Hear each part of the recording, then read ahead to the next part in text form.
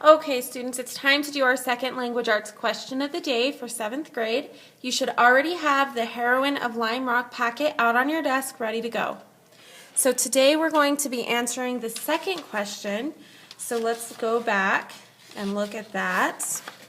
So question 2, again, states, explain how the selection shows Ida's courage. Include 2 details from the selection in your answer. Now, we've already identified that Ida's courage is characterization. So when we go back, we need to look for 2 details about characterization, specifically about Ida's courage. Now, I'm going to go back to my text. And since I already annotated this text, and since I already knew what I was looking for when I annotated the text, I'm going to look for where I marked characterization. Now, without thinking of danger, Ida was in her boat skimming across the water to the rescue.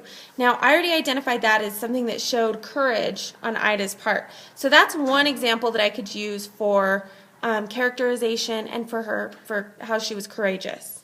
But also, if I look down here in my notes in the margin, okay, I said risking her life to save sheep. So there's yet another example that I could use to show how Ida is courageous. The question only asks for 2 specific details, but I'm not sure if these are the best details I could use. So I'm going to keep looking through my paper to see if I can find any other examples of courage. So here I can see, and I didn't mark this one, but that's okay because I'm reading it again. Never had Ida's courage been so tested. So I'm going to mark that again for characterization, specifically courage. But I did mark it here as possible concrete detail, so I was thinking about that when I looked through it the first time. I can also go down here. It says, I've never made a thank you speech in my life, and with that she got into her boat, rowed away for Lime Rock. So she's courageous in a boat, but still frightened of people. So there's another example of Ida's courage. And now I'm ready to go back and try and answer my question again. So take a moment, try answering this question on your own, and then Mrs. Cabral is going to walk us through her answer.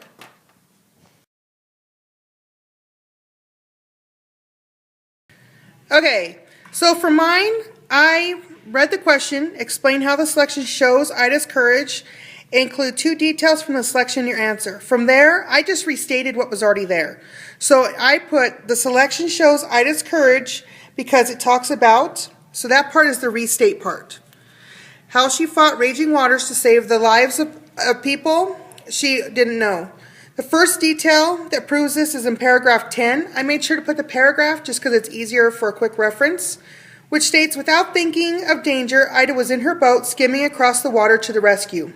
So I wrote in the quote, so it's there as well. Then I have the second detail is in paragraph 15, which states, in only a few minutes, Ida was taking the drowning men into her boat.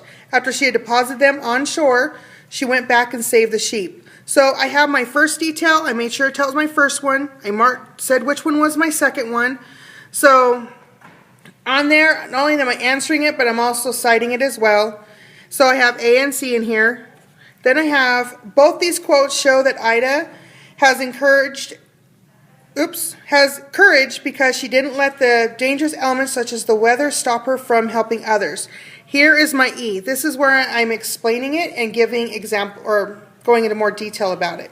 Okay, so now for my response, I said, in The Heroine of Lime Rock, Ida Lewis is very courageous. Now the reason why I did that, the reason why I restated the title is because that's just proper. That's something that you're supposed to do to show that we know exactly what we're talking about. We know what story we're talking about.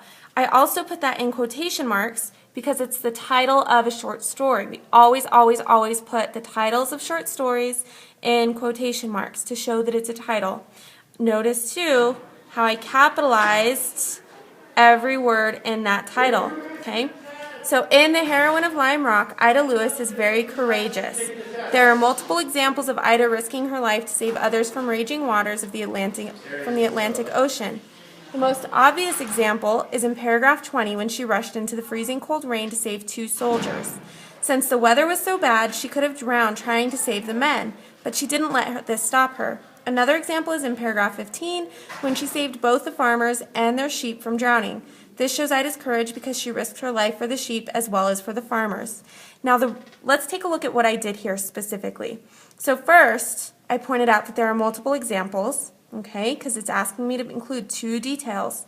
I cited the paragraph where I found this specific example, but unlike Mrs. Cabral, who specifically cited the specific quotes, I paraphrased the quotes in paragraph 20 by talking about how she rushed into the freezing rain to save 2 soldiers.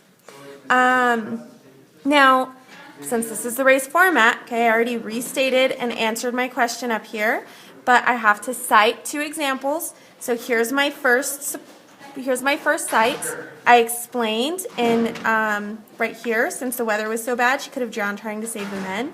Okay, so that's my E. Now I have my second example, so that's my second citation. Paragraph 15, when she saved both the farmers and their sheep from drowning. Again, I paraphrased right there. This shows Ida's courage because she risked her life for the sheep as well as for the farmers. That's another one where I explained how my example answers the question.